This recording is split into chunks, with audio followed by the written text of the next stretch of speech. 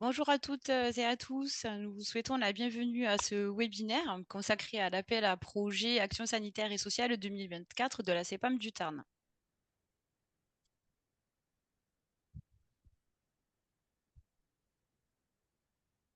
Alors, je suis Laetitia Deleur, chargée de mission partenariat médiation, et je suis accompagnée de Nelly Ramon, responsable de l'action sanitaire et sociale et de la mission accompagnement santé de la CEPAM du Tarn, ainsi que de Béatrice Fichot, manager du secteur solidarité de la CEPAM du Tarn. Bonjour à tous. Alors, ce webinaire va se dérouler en deux parties. La première sera dédiée à un temps de présentation de l'appel à projet avec son contexte, le calendrier, les pièces à fournir. Elle va durer environ 30 minutes et nous répondrons ensuite, dans un second temps, à vos questions en lien avec la thématique du webinaire. La durée globale du webinaire sera d'une heure environ. Durant ce webinaire, vos micros et vos vidéos, vos caméras seront coupés, mais vous pourrez poser toutes vos questions en direct via l'onglet de discussion qui est situé en bas de votre écran. Alors, le webinaire est enregistré et il sera disponible en replay cette semaine, normalement d'ici mercredi, sur la chaîne YouTube de l'assurance maladie du Tarn. Et à partir du moment où vous vous êtes inscrit à ce webinaire, vous recevrez automatiquement en fait le lien du replay par mail. Donc, je laisse maintenant la parole à Nelly Ramon pour commencer notre temps de présentation. À tout à l'heure. Merci Laetitia. Bonjour à tous. Donc, je vous remercie d'être présents pour ce premier webinaire dédié au lancement de l'appel à projet Action sanitaire et sociale. Comme annoncé par Laetitia, je vais dans un premier temps vous détailler le cahier des charges 2024 et nous pourrons ensuite, avec Béatrice Fichot, répondre à vos questions. Le contexte. Donc, dans le cadre des dotations qui leur sont allouées au titre de leur action sanitaire et sociale, les caisses primaires allouent des subventions aux organisations sans but lucratif en appui des orientations générales de l'action sanitaire et sociale de la branche maladie et plus particulièrement de celles votées par les conseils des caisses qui ont compétence à la matière. Des aides financières peuvent donc être consenties à toutes les associations tarnaises, associations qui œuvrent dans la circonscription du département, donc avec un siège social tarnais et un RIB tarnais, uniquement pour des interventions à caractère sanitaire et social déployées dans le département. Ces aides ont vocation à permettre la réalisation d'un projet. Au niveau du calendrier du thème du projet, donc le projet va se dérouler sur la période 2024-2025. Le projet peut être individuel ou collectif. Il doit concerner l'un des domaines sanitaires et sociaux suivants: l'aide aux personnes malades, l'aide aux personnes en situation de handicap, l'aide aux personnes en situation de fragilisation sociale et sanitaire, l'aide à l'accès aux droits et aux soins avec les actions d'inclusion numérique, l'aide à la prévention de la désinsertion professionnelle, l'aide au retour et maintien à domicile, comme les sorties d'hospitalisation, etc. Et de façon générale, tout projet relatif à la santé, à la prévention et à la lutte contre la précarité.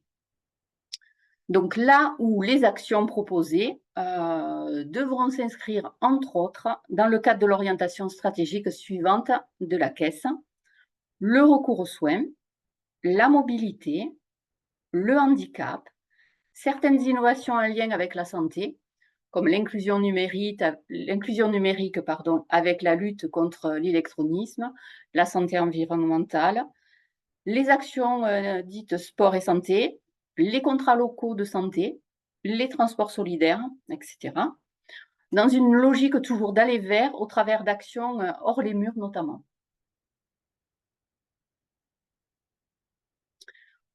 Au niveau de la population ciblée, donc le projet doit être réalisé principalement au bénéfice des publics prioritaires suivants.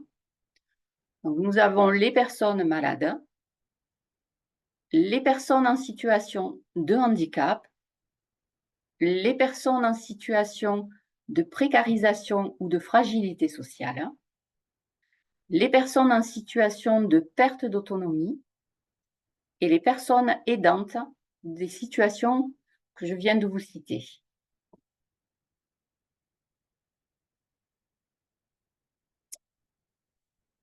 Le projet, alors celui-ci doit mettre en application des principes de recherche de partenariat, que ce soit sur le volet financier, sur le volet logistique ou au niveau des interventions prévues. Il doit également prévoir l'évaluation de l'action dès la conception du projet. Vous pouvez mettre en place des indicateurs quantitatifs, des indicateurs qualitatifs, des impacts et des retombées pour le public cible, avec notamment le taux de réalisation, le taux de satisfaction. Tout moyen mis en œuvre, moyens humains, moyens techniques, moyens logistiques, les partenariats,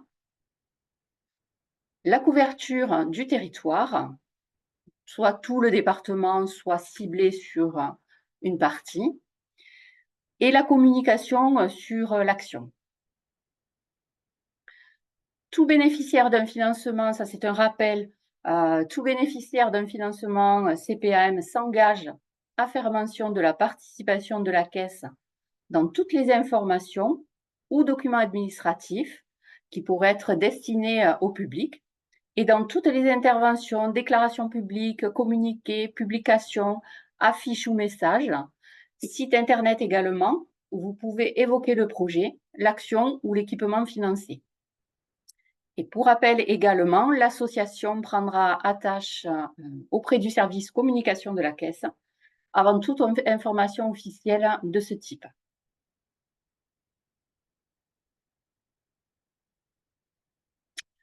Au niveau des dépenses subventionnables, donc il s'agit de dépenses qui sont imputables à la réalisation du projet. Donc il peut s'agir de petits équipements, de fournitures, de supports de communication.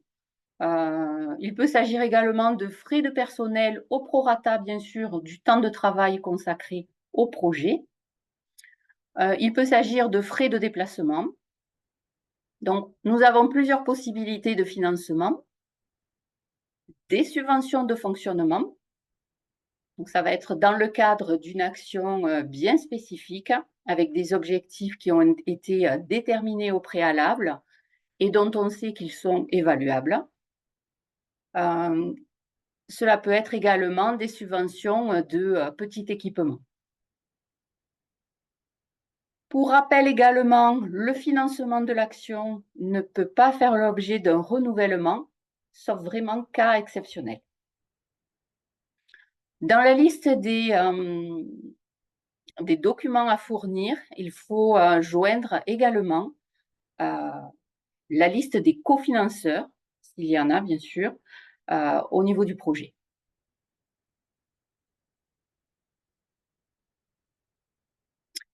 Les pièces à fournir. Donc, l'analyse des dossiers est réalisée à partir des documents suivants. Donc, vous avez le dossier de demande de subvention complété.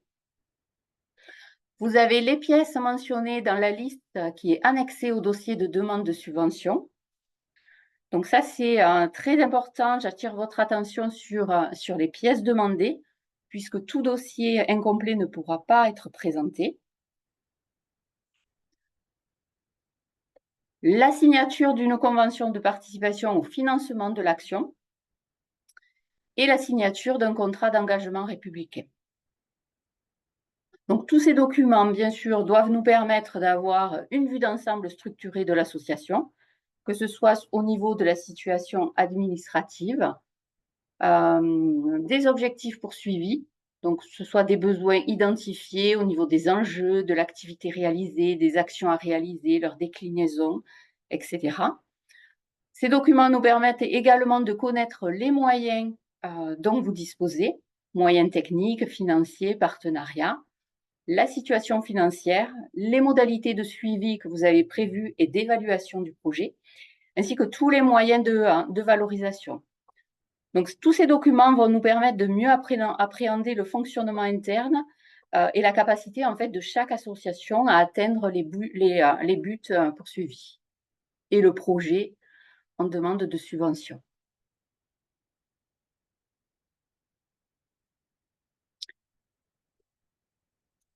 Toujours au niveau des pièces à fournir. Donc, si la subvention demandée concerne en tout ou partie l'acquisition d'équipements, on va vous demander les devis correspondants. Donc, bien les joindre au niveau des pièces justificatives. Nous avons une procédure d'évaluation du projet qui sera mise en œuvre, qui va nous permettre d'apprécier ce que je vous ai dit, tous les écarts entre les objectifs prévisionnels et les objectifs et les résultats obtenus. Pour cela, vous allez avoir un questionnaire d'évaluation qui sera transmis au moment de la notification d'accord. Alors, ce questionnaire est très, très important puisqu'il nous permet effectivement de s'assurer de la mise en œuvre du projet. Donc, vous vous engagez à le retourner complété à la caisse en fin d'exercice ou dès la réalisation en fait, du projet.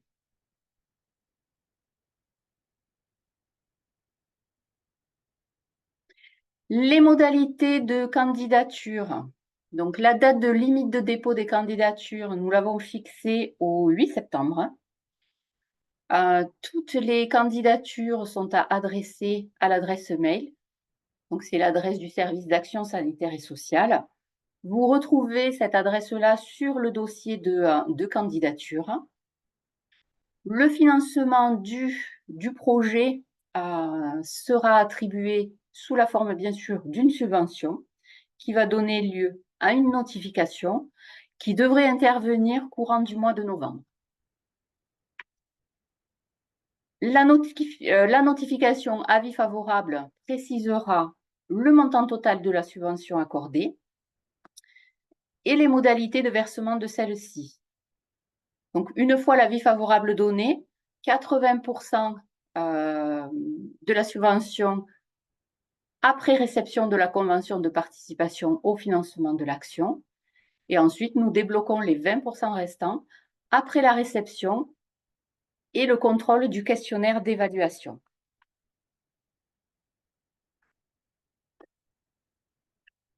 Au niveau des pièces à fournir, vous verrez que vous avez à compléter le budget prévisionnel de l'action.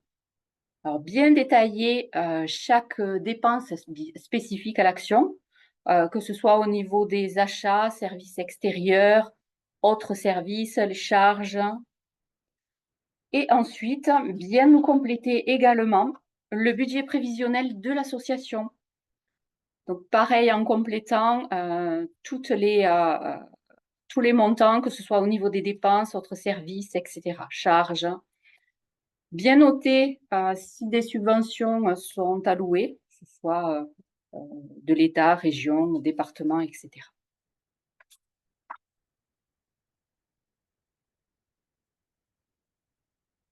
Voilà, donc ça a été, je vous ai balayé le cahier des charges que vous pouvez retrouver sur le site de la caisse ou sur les réseaux. Vous avez la liste des pièces à fournir qui est joint au dossier. Donc voilà, vous avez tout le dossier complet. Ben, merci du coup, Nelly, pour cette présentation et ces explications. Alors, nous allons maintenant répondre à vos questions. Si vous n'avez pas eu le temps de les poser, vous pouvez toujours le faire dans l'onglet de discussion qui se trouve en bas de votre écran. Alors, on a une première question qui a été posée par Madame Durel des Restos du Cœur. Ils ont un projet en 2025 d'un départ en vacances en groupe pour plusieurs centres du Tarn. Cela concernerait entre 40 à 60 personnes accueillies au sein des Restos du Cœur. Elle voudrait savoir si leur projet pourrait bénéficier de cet appel à projet.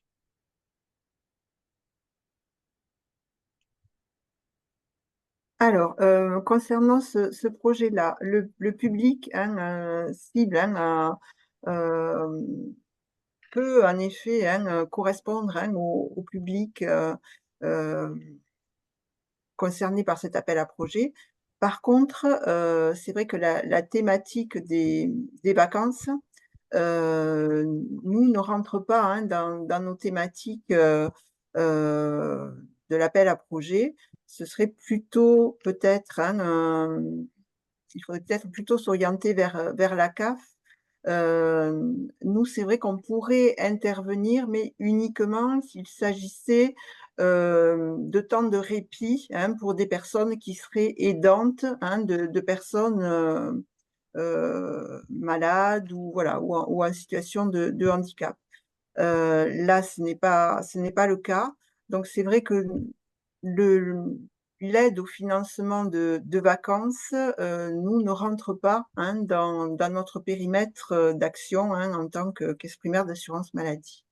Je sais pas, Nelly, si tu veux rajouter, un complément? Non, non, non, tu as tout dit, Béatrice. Mmh, Effectivement, j'avais bien reçu votre demande et c'est la réponse que j'allais vous adresser, hein, effectivement. mmh. Alors, autre question. Quelles sont les conditions pour un renouvellement et quel est le montant attribué, maximum? Alors là, c'est laissé à la main du jury. Il faut vraiment que le jury estime, hein, que l'action, peut se pérenniser et voilà. Là, c'est vrai que bon, c'est le jury qui décidera, hein, normalement une action c'est ce qui est inscrit, hein, n'est pas renouvelable, hein, mais voilà, hein, sauf exception est laissée à la main du jury. Je pense que dans ce cas-là, il faut vraiment étayer, hein, le pourquoi, hein, cette demande de renouvellement. Est-ce qu'il y a une modification, ou est-ce que c'était une action en plusieurs temps? Voilà, hein, je pense qu'il faut vraiment argumenter, hein, c'est ce qui est le cas d'ailleurs, hein, pour tout dépôt de projet, hein, veillez bien, hein, à bien argumenter, hein, vos projets, à bien expliquer, hein, n'hésitez pas à rentrer dans le détail, à donner des exemples, hein, à vraiment bien expliquer les tenants et aboutissants de votre projet, hem, quel qu'il soit, hein, de façon à ce que le jury puisse, vraiment, hein, étudier le dossier avec le maximum d'éléments, hein, et le projet doit vraiment être, en tout cas quasiment bouclé, hein, avant que, le dossier nous soit envoyé, hein, il faut vraiment, que tout le déroulement du projet ait été, pensé, hein, en amont, hein, c'est très important, hein, parce que des fois nous recevons en effet des dossiers qui sont pas complets, hein. Nelly a bien précisé, hein, l'importance que tous les documents soient joints. Mais également où bon, le projet ne semble pas complètement, déjà, abouti, hein, dans sa conception, hein, donc c'est très important, hein, de vraiment, avoir, mentionné le maximum d'informations, hein, dans le dépôt de demande. Et en complément du coup, ouais, à la suite de la question, on nous demande si c'est une évolution en fait du projet, est-ce que cela peut rentrer dans le cadre du coup de l'appel à projet?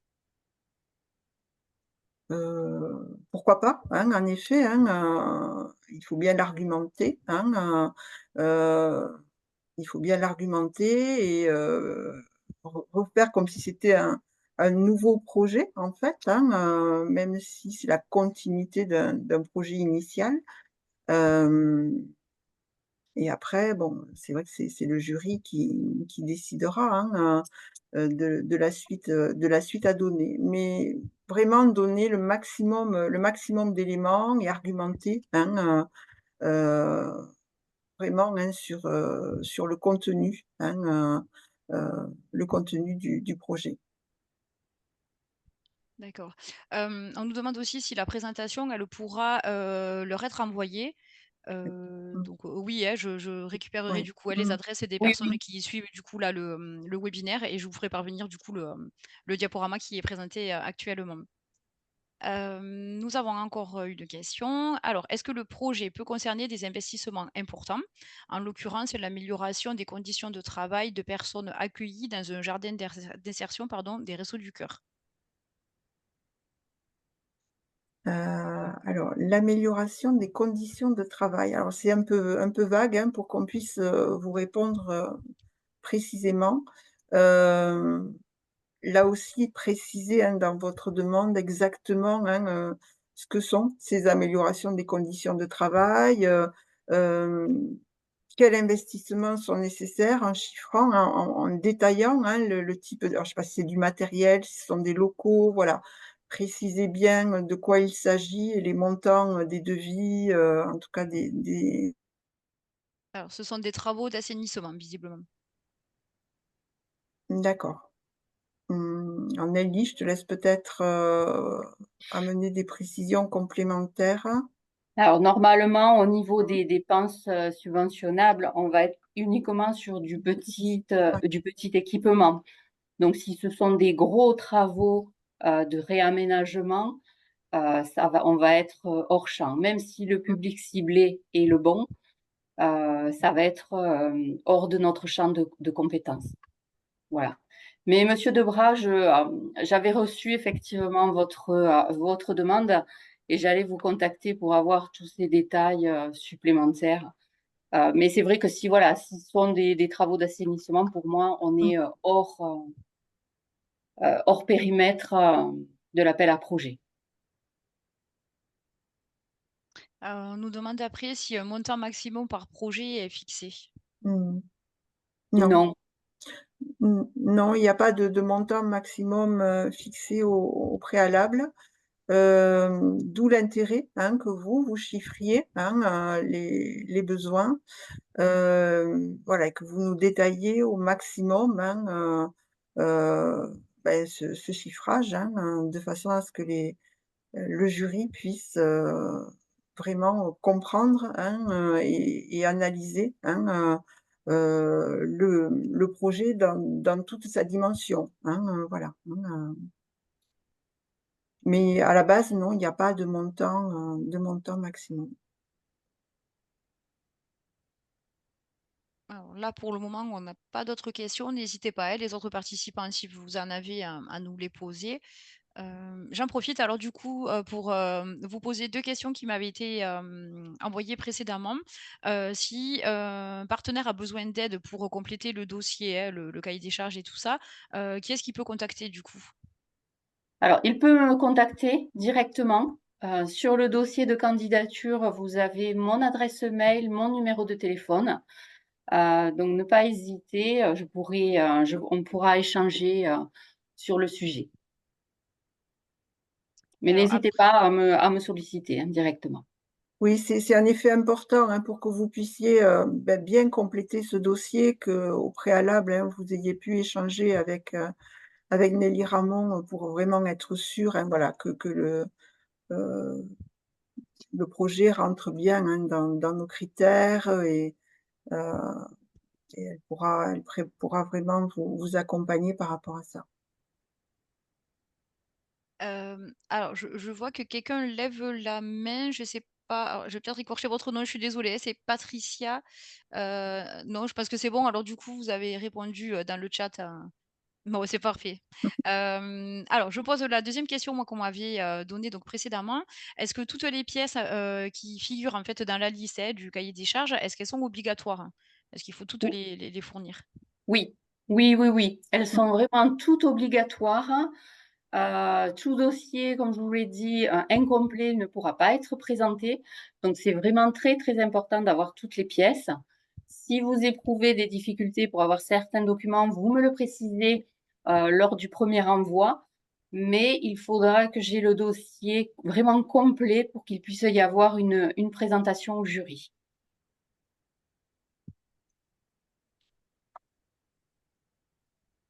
Alors je vois pas d'autres questions, je sais pas, n'hésitez pas, si vous en avez ou si vous avez encore des interrogations, vous pouvez nous les mettre dans le chat.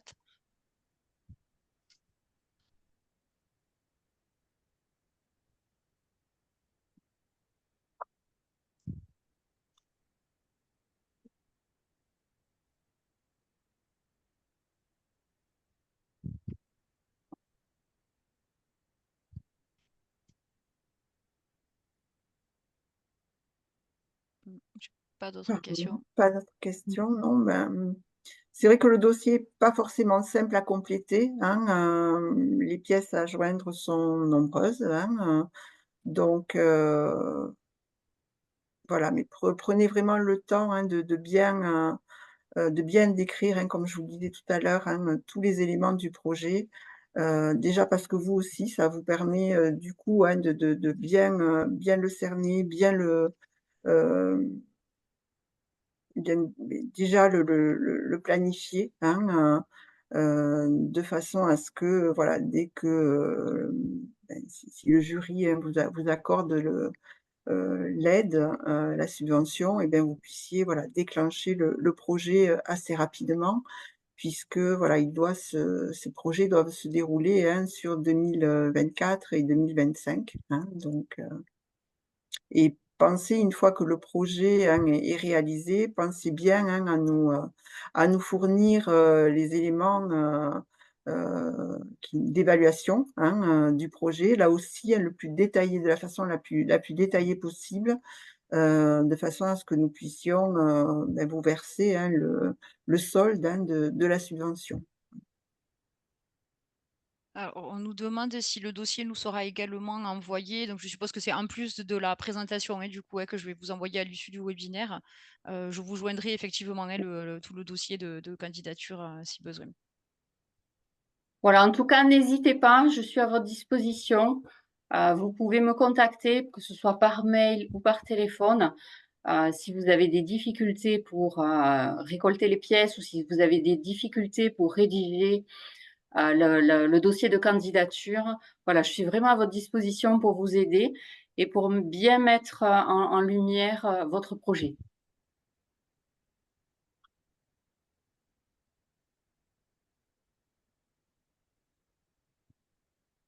Bon, je sais pas s'il n'y a pas d'autres,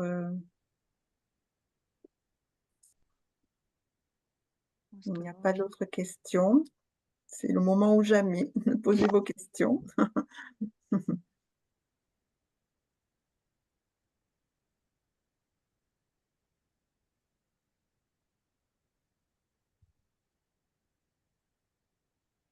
Non, il ne semble pas y avoir, d'autres questions. Donc du coup, voilà, je vais peut-être laisser, on va peut-être laisser Laetitia, Oui, si effectivement vous n'avez pas d'autres ouais, questions, non, on va, du coup, en fait, clôturer, un peu plus tôt, du coup, ouais, ce moment c'est d'échange.